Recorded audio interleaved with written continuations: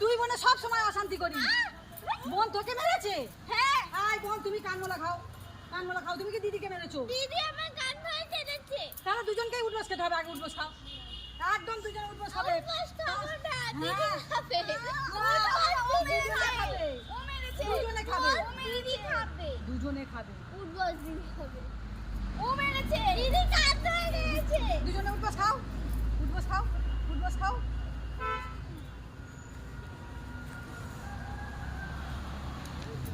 দশ করে, 10 করে। 10টা হয়ে গেছে।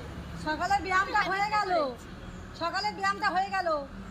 একেই বলে মা, বুঝলি তুই আমার পেটে হসনি, আমি তো, তুই আমার পেটে হয়েছিস, আমি তোর পেটে হইনি, বুঝেছিস তো?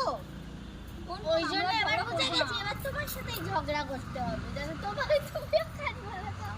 আমার সাথে ঝগড়া করে কানমোলা খাওয়াবি? হ্যাঁ, আমি না তোর পেটে হয়েছি, তুই আমার পেটে হয়েছিস। ঠিক আছে, এবার দুজনে দুই বোন মিলেমিশে থাকার চেষ্টা করবে, আর যেন কোনোদিন ঝগড়া করো না। দিদিকে বলো। দিদিকে বলে দিয়েছি।